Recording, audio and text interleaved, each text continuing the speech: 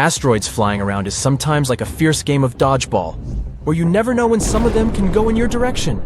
So we can just track the situation and hope for the best.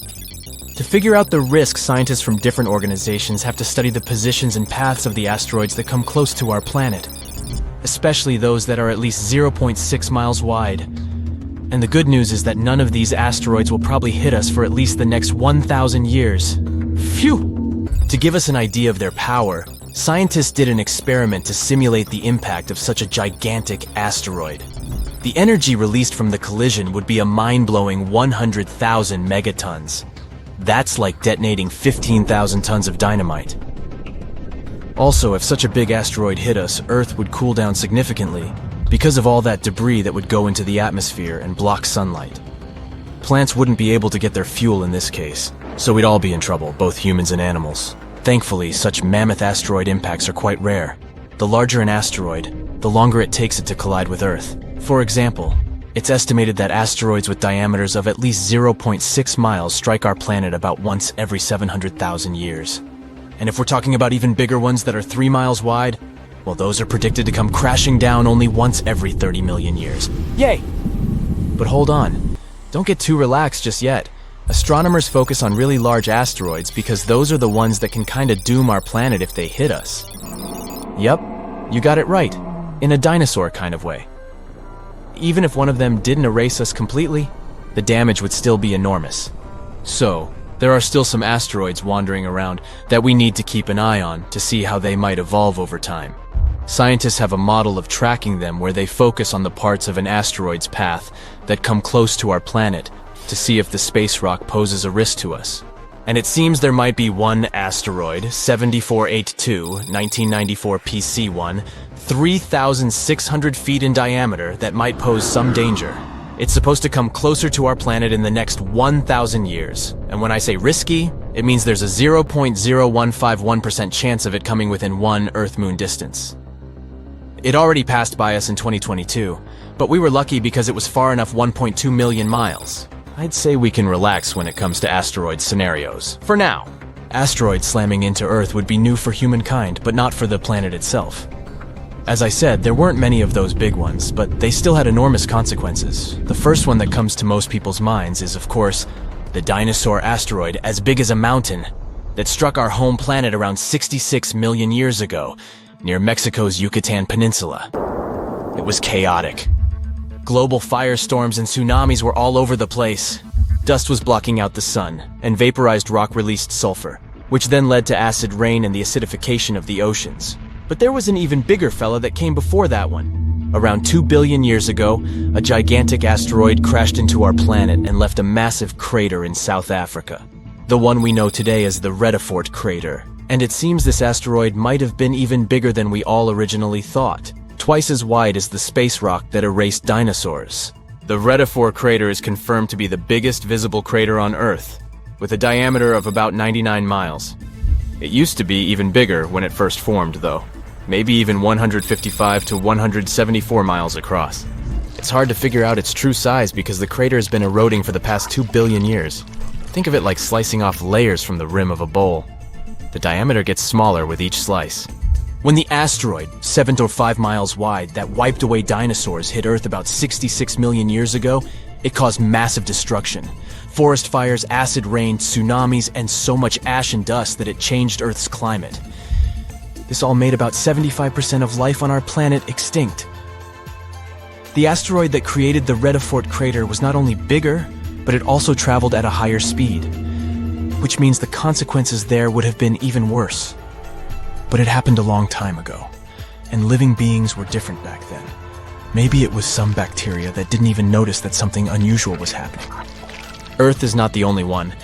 Lots of impacts have happened across our solar system too. For example, in our close neighborhood. Yup, moving to Mercury and its massive crater called the Caloris Basin. It measures about 950 miles across, which is more than the state of Texas. There's a ring of towering mountains around the crater which makes it look even more impressive. You can see different colors in the mosaic image of the Caloris Basin. They tell us more about the geology of the basin. The orange parts represent lava that once flooded the basin. These lava flows covered the original surface and added this specific orange hue.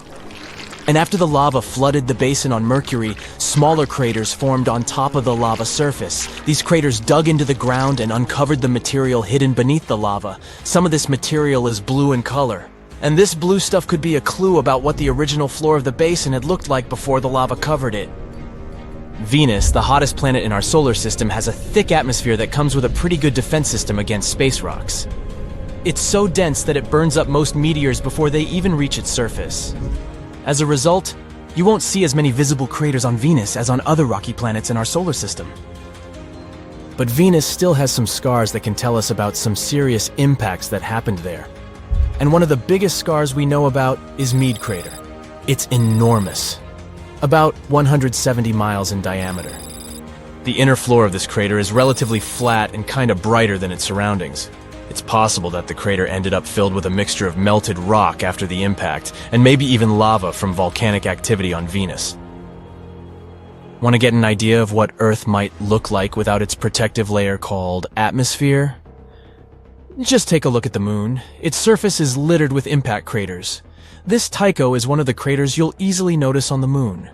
When you look at the full moon, you can spot it as a distinct circle with bright rays that radiate outward, slightly off-center on the lower left side of the moon. This crater, 53 miles wide, has a beautiful central peak in the middle that's topped with an intriguing boulder. The size of this boulder is impressive. It would fill about half of a typical city block here on Earth.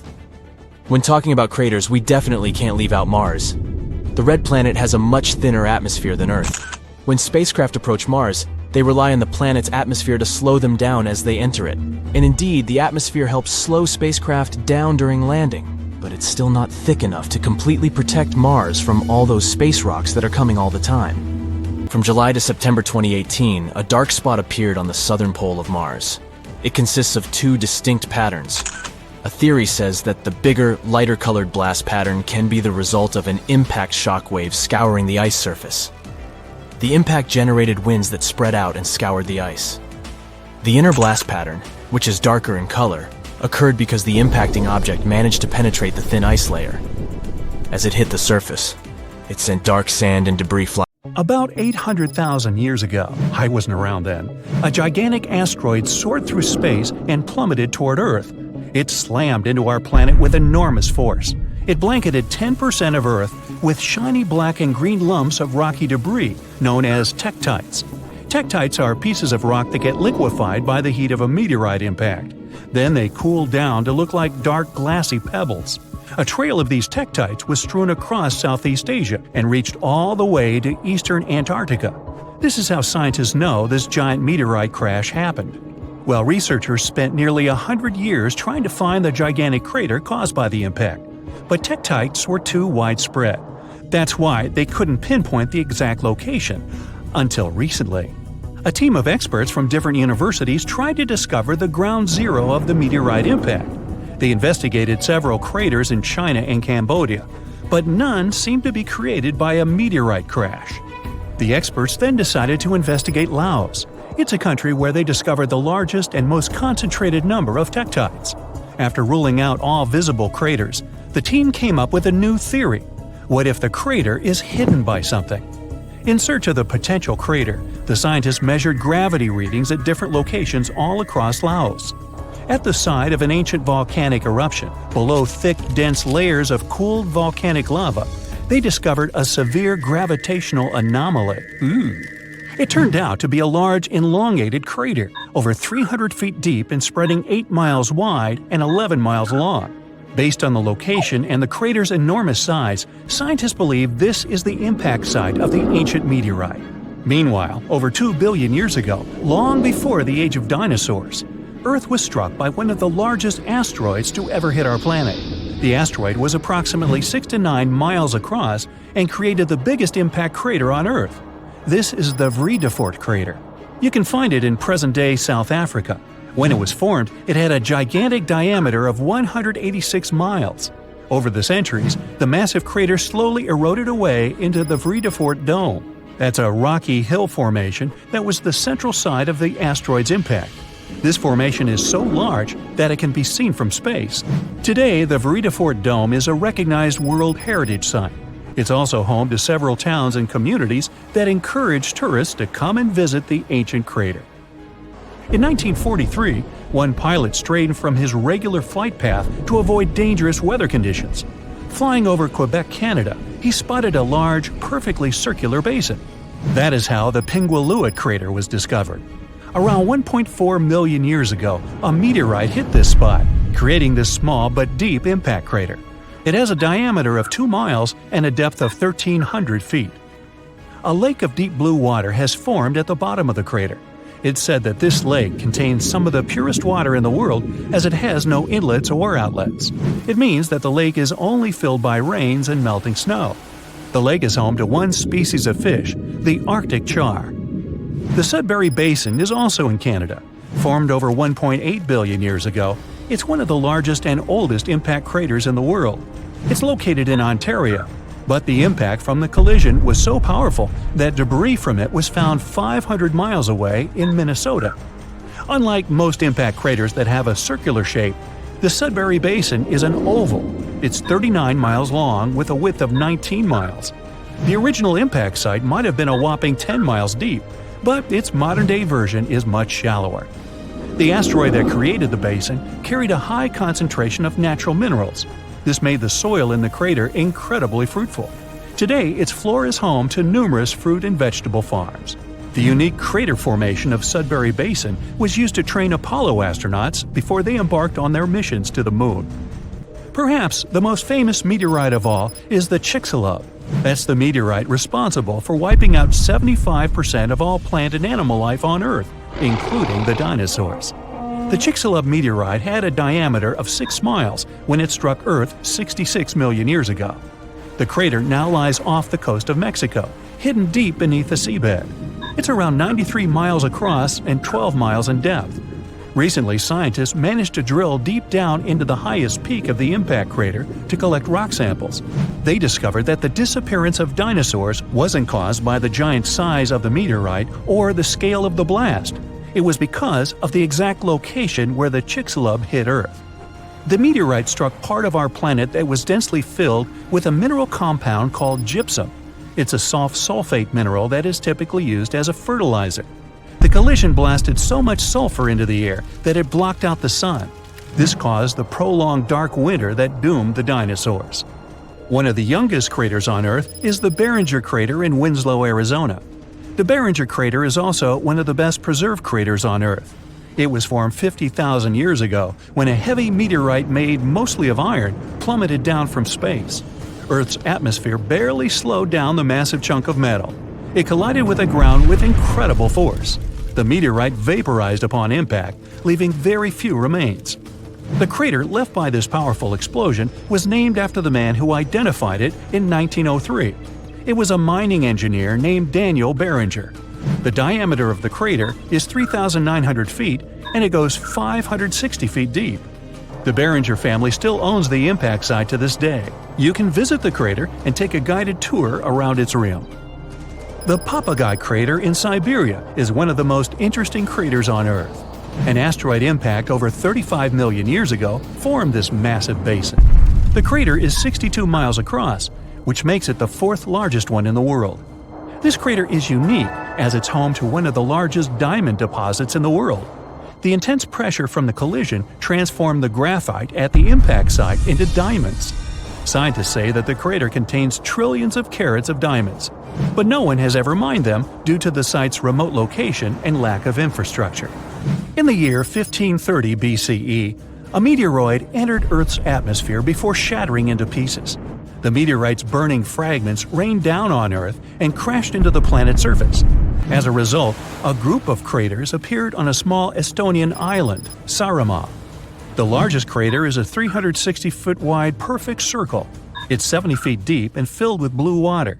8 smaller craters that appeared during the collision can be found within a half-mile radius of the largest crater. The impact of the meteorite fragments caused the trees on the islands to catch fire. Almost all forests burned down.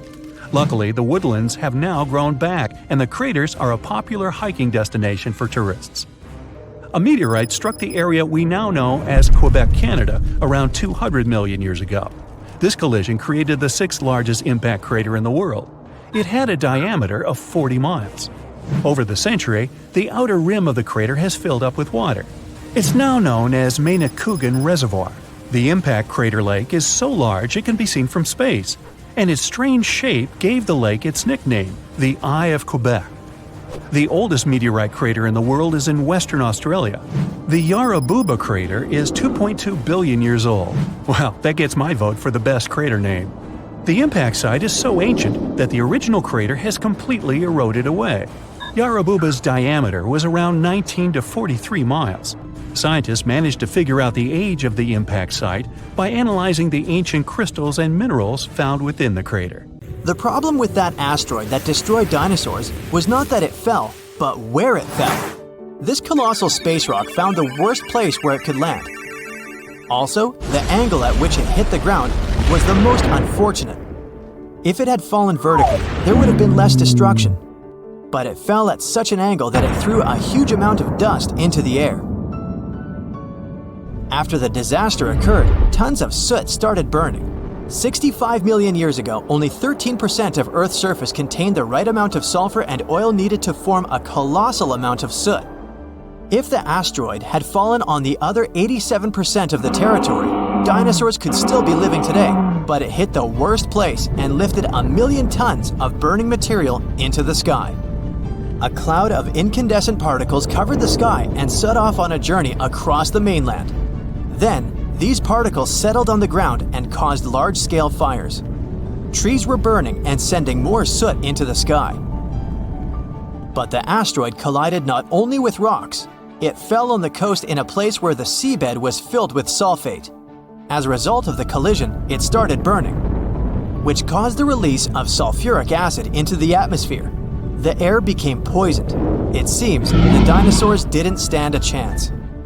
And now, let's imagine the asteroid falling in another place, somewhere in the middle of the ocean. Huge waves flooded part of the land, but almost all kinds of dinosaurs survived. Or even better, the rock could have fallen somewhere in the desert and left behind a giant crater. That's all.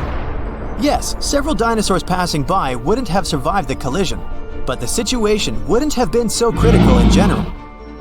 So, giant lizards remain dominant on our planet. They don't allow other animals to develop since Tyrannosaurus and other ferocious reptiles hunt mammoths and other ancient creatures. The population of mammals is decreasing. Velociraptors are fighting for territories with saber-toothed tigers and giant bears. A struggle for survival between dinosaurs and other animals begins. Then, the Ice Age comes, and some reptiles don't survive. Then, new players enter the field. Those are humans' early ancestors. Living side by side with dinosaurs is difficult. Lizards attack settlements and caves, so people have to build high walls for protection. By the way, the Tyrannosaurus poses less danger to people than you might have thought. According to the latest research, many creatures were able to run away from this monster. Yes, you probably saw how easily they caught up with cars in the movies, but it wouldn't be as scary in reality. Paleontologists and biologists have analyzed the strength of dinos' bones and found out that the creature couldn't reach high speeds. The maximum it was capable of was running twice as slow as a field athlete. Thousands of years have passed. People have learned to live with dinosaurs. They've even managed to tame some lizards. They've domesticated herbivorous dinosaurs to develop agriculture. Triceratopses and bulls now plow fields together. Imagine farms swarming with diplodocus or brachiosauruses. People climb their long necks and pick fruit from high trees. Stegosauruses protect pastures from wolves and velociraptors.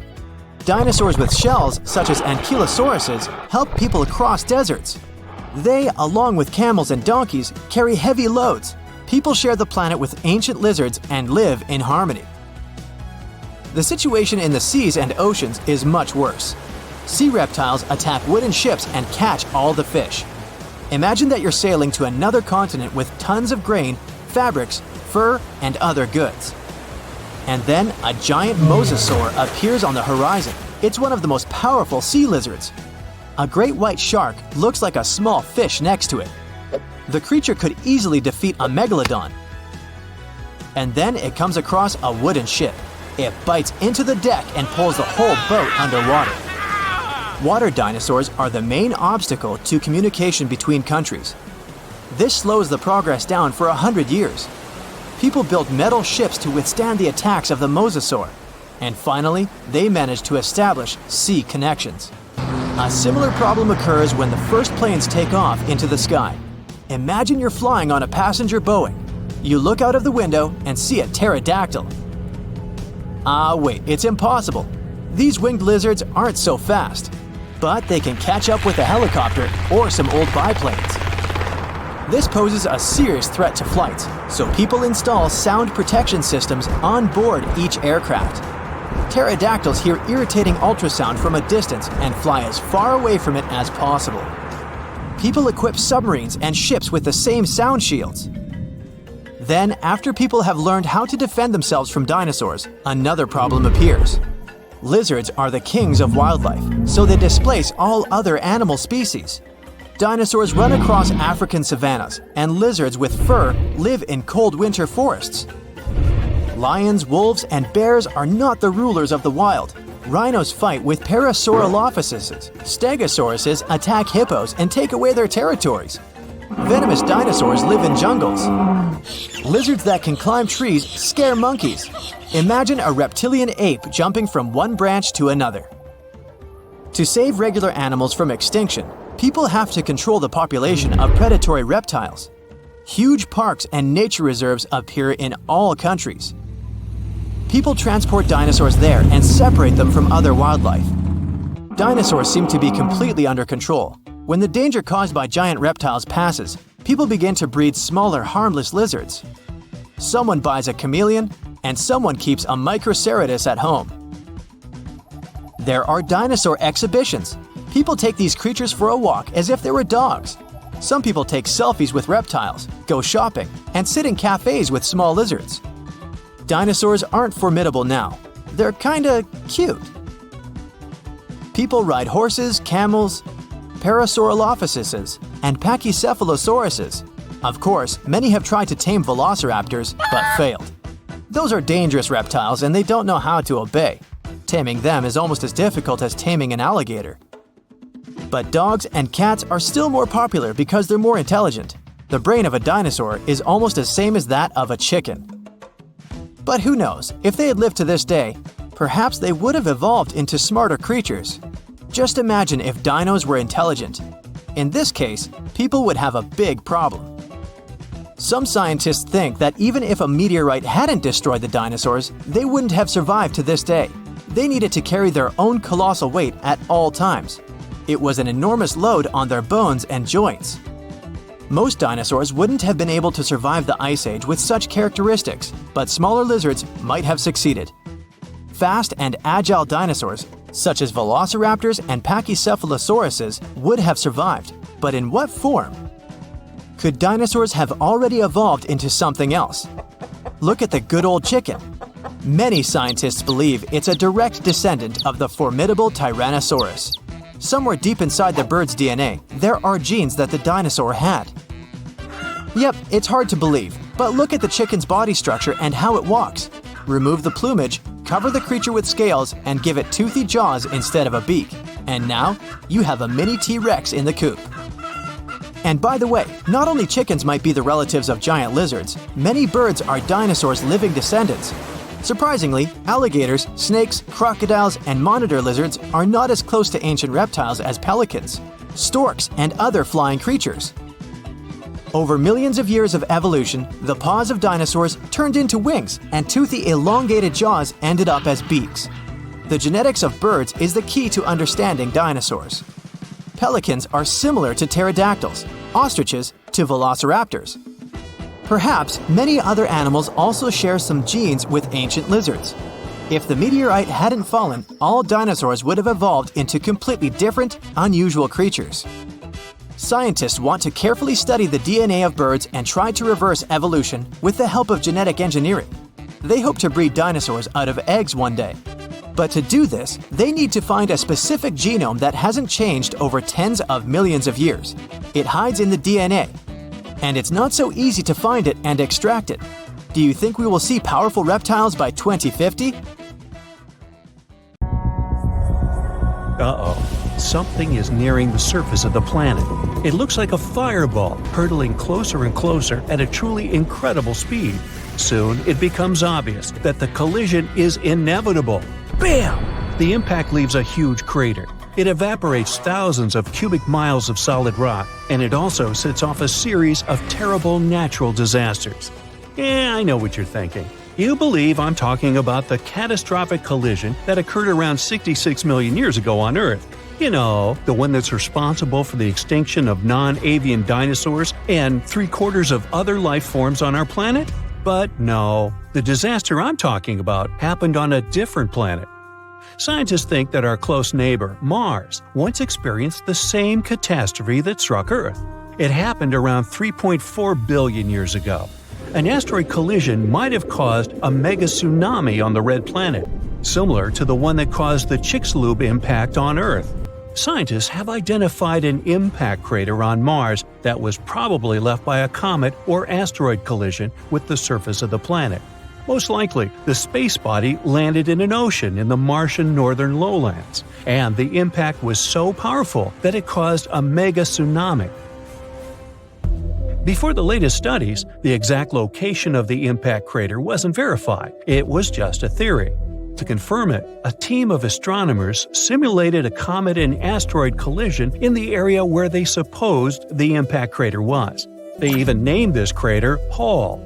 Hall is 68 miles across and lies in a region that is almost 400 feet below the supposed sea level. Anyway, the simulations formed several craters of the same size as Paul. One of the simulations claimed that these craters had been left by a 5-mile-wide asteroid that had encountered strong ground resistance. The other simulation showed that the craters had been caused by a bit smaller asteroid that met a weaker ground resistance. But according to both simulations, the impact crater was almost 70 miles in diameter, and the collisions produced mega-tsunamis up to 900 miles away from the center of the impact site. The simulations also helped scientists estimate the height of the tsunami. It was about 820 feet tall, almost as tall as the Eiffel Tower. The authors of the study also suggest that the Pole crater might be similar to the Chicxulub impact crater on our planet. The Chicxulub asteroid, as we now know it, is believed to come from the outer reaches of the solar system. This space body was at least 6 miles across. It crashed into the shallow seawaters near the Yucatan Peninsula. This splashdown was so powerful that it left its signature on the entire face of the planet. In 2021, researchers found out that the collision had carved mega-ripples into Earth's crust in the region of modern-day central Louisiana. An even newer study suggests that the asteroid also triggered a tsunami so devastating it eroded seafloor sediments half a world away. The team of scientists remodeled the events of the first 10 minutes after the impact, and the models showed that the asteroid had produced waves up to 30,000 times greater than one of the largest tsunamis people have ever recorded, the Indian Ocean tsunami that hit Indonesia in 2004. The collision displaced so much water that it created a wave almost a mile high. That's like 2 Burj Khalifas, which is the tallest construction in the world, stacked one on top of the other. And of course, all that empty space didn't stay empty for long. The ocean gushed back to fill the crater. But in the process, it only ricocheted off the crater's rim, which produced even more waves. After that, tsunami waves that were more than 33 feet tall traveled around the world at a speed of 3 feet per second, lashing at all coastlines on their way. Imagine a 3-story building rushing up to you. No wonder the largest and fastest-moving waves occurred near the impact area in the open waters of the Gulf of Mexico. Those rose more than 330 feet tall, which is taller than the Statue of Liberty, and moved at a speed 10 times greater than more distant tsunami waves. But back to the red planet. Some experts think that not 1 but 2 mega-tsunamis could happen on Mars. They could be triggered by a pair of meteor impacts that were several millions of years apart. Between these 2 collisions, Mars went through a period of climate changes.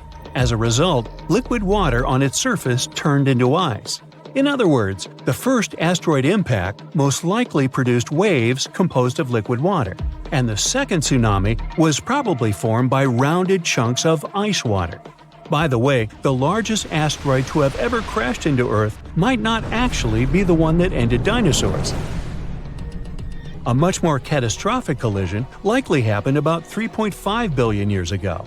New evidence scientists found in northwestern Australia suggests that the asteroid I'm talking about was 12 to 18 miles across. It struck Earth at an immense speed, releasing an unimaginable amount of energy. Now, this made me think, what if something like that happened these days? More than 30,000 objects that are circling Earth these days could potentially crash into our planet. NASA considers around 1,500 of them to be potentially hazardous. These space rocks are the remains left after the solar system was formed some 4.6 billion years ago. For example, in 2004, astronomers discovered a huge asteroid nearing Earth. The first observation showed that the chance of the space rock hitting our planet was less than 3%. The asteroid was named Apophis. It's more than 1,200 feet across and weighs about 20 million tons. It's supposed to streak across the sky on April 13, 2029. Apophis will pass at a distance of 19,000 miles away from Earth's surface. But even though this space rock might miss our planet in 2029, it doesn't mean it won't return 15 years later in 2036. If such an object hits our planet, the consequences will be unpredictable. They can vary from shattered glass and broken windows to most life forms getting wiped off the face of the Earth. And it'll probably affect the internet. Now that last thought is truly scary. But luckily, modern technologies are likely to help us avoid any catastrophic consequences. Experts have developed several ways to prevent a real-life disaster movie from happening. For one thing, we could use a spacecraft to knock this visitor from outer space off its course.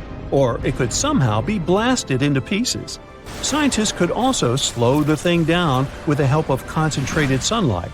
Or people could tug it away with a gravity tractor. That's a theoretical spacecraft that can influence objects in space without touching them. In sci-fi movies, a huge asteroid often sneaks up on Earth and turns out to be a nasty surprise to astronomers. It hurtles toward our planet at breakneck speed and gets discovered just weeks or even days before the collision. In reality, scientists are constantly watching all large objects in Earth's neighborhood. It means there would be plenty of time to do something before the inevitable happened. There are three kinds of missions scientists could prepare at short notice. Type 0, when a heavy spacecraft hurtles toward the intruder with one single goal, to knock it off its course. In this case, astronomers would have to rely on the already available information. The Type 1 mission would involve a scout. It would be launched first to get more close-up information about the space rock. Only after that, the main spacecraft would be launched. With more precise information, its journey would be way more productive. And if scientists chose the Type 2 mission, they would send a scout and a small spacecraft at the same time. The spacecraft would knock the asteroid a bit off its course. Then the scout would collect all the necessary information. Based on this data, the spacecraft would finish its job with a more fine-tuned second push. If none of these methods work, people could try going deep underground or even build a shelter on the ocean floor. But in this case, we'd need to find sources of energy that could help us survive for at least several decades. Plus, people would have to create a life support system that could somehow keep air and water fresh. You look up and see a bright orange flash in the sky. A bit later, you hear a boom so loud the window panes around you burst into pieces. And then you see it. A giant piece of space rock burning high above your head, heading for Earth. When it touches the surface, the explosion leaves behind an enormous crater. It's 12 miles deep and as wide as Lake Michigan. After that, 3/4 of all living organisms on our planet are on the edge of survival. This event took place about 66 million years ago, and the bright flash in the sky was the very asteroid that wiped out the dinosaurs. These days, people have many ways to protect themselves, like we could hide in bunkers deep underground and survive. Such bunkers would already come in handy since there are many asteroids in the sky. and some of them are just waiting for their ticket to Earth to wreak some havoc. For example, the asteroid 1990 MU. In 2027, it'll come alarmingly close to our planet. Many people fear that Earth's gravitational pull will trap the rock, which is the size of 2 Brooklyn bridges. In this case, it'll start to move closer and eventually crash into the planet's surface. Such an impact would cause a shock wave that would be felt on other continents. Once the asteroid hit the ground, there would be an explosion.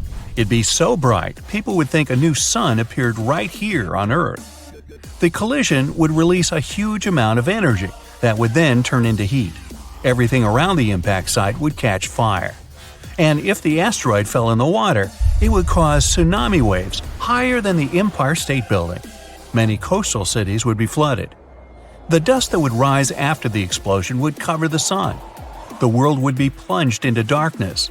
If the dust stayed in the air long enough, the climate on the planet would change and Earth would start to freeze. If you think such a small meteorite can't cause serious damage, look at the Chelyabinsk meteor. It hit the Earth in the winter of 2013. When the space rock entered the atmosphere, people miles away heard a loud bang. The brightly burning object was approaching the surface at about 11 miles per second. Halfway through the flight, it split into several pieces. This caused several stronger shock waves. When the meteorites hit the ground, it caused a major earthquake, and the aftershock from the explosions shattered the windows of 5,000 buildings. People in 6 cities around the crash site felt the aftereffects of the fall, and this meteorite was only 60 feet wide. Fortunately, the asteroid 1990 MU will move past our planet. We'll be safe. Whew! But the next asteroid to approach Earth is going to be 3 miles wide. It's called 3122 Florence. If this giant hit our planet, it could wipe entire continents off the face of the Earth. In 2017, this space rock got awfully close to us. It could be seen in the sky even with a small telescope. Now, the next asteroid is the biggest one to worry about, 1999 JM8. It's about as wide as Manhattan, and it has an unnerving habit of approaching Earth a bit too close for everyone's liking. A small asteroid named 2020 VT4 got closer to our planet than all others have ever done. In November 2020, it flew over the Pacific Ocean at an altitude a bit smaller than the distance from Los Angeles to Las Vegas. That space rock was about the size of a big car. If it did make it to Earth's atmosphere, it would burn up completely before touching the ground. Falling asteroids and meteorites aren't uncommon on our planet. Luckily, most of them burst into flames and burn up before they enter the atmosphere. Mars is to blame for such frequent meteor showers. The planet isn't far from the main asteroid belt in the solar system. Sometimes, the gravitational pull of the red planet grabs asteroids from there. Then, Mars spins them around and flings them in our direction, just like a slingshot. So, Mars is a bully. Good thing we're protected by Jupiter. It's the largest planet in our solar system, and it has an incredibly strong gravitational field. It keeps the asteroid belt in line and protects us from being constantly hit by a rain of meteorites. And that's good news, considering Ceres is in the asteroid belt. This enormous space rock is so big that it was once considered to be a planet. Then, for many years, scientists called Ceres an asteroid. But in 2006, it was finally classified as a dwarf planet. This space object contains a third of the total mass of the asteroid belt, which is about 4% of the Moon's mass. If Earth were as large as a nickel, Ceres would be about the size of a poppy seed. So, what if an asteroid several miles across was heading toward our planet and people had to stop it? Well, we could break the space rock into smaller pieces. A massive explosion could be used to do this. People wouldn't even need to land on the giant asteroid. Getting close to its surface would be enough. Boom! A powerful burst of energy would split the asteroid into several large pieces and tons of debris. The smallest rocks would burn in the heat released in the blast, and it would also change the asteroid's trajectory. The larger fragments would burn up while entering the atmosphere. All witnesses of this unusual meteor shower would have a chance to admire a beautiful fire show. Another means of protection could be a kinetic battering ram.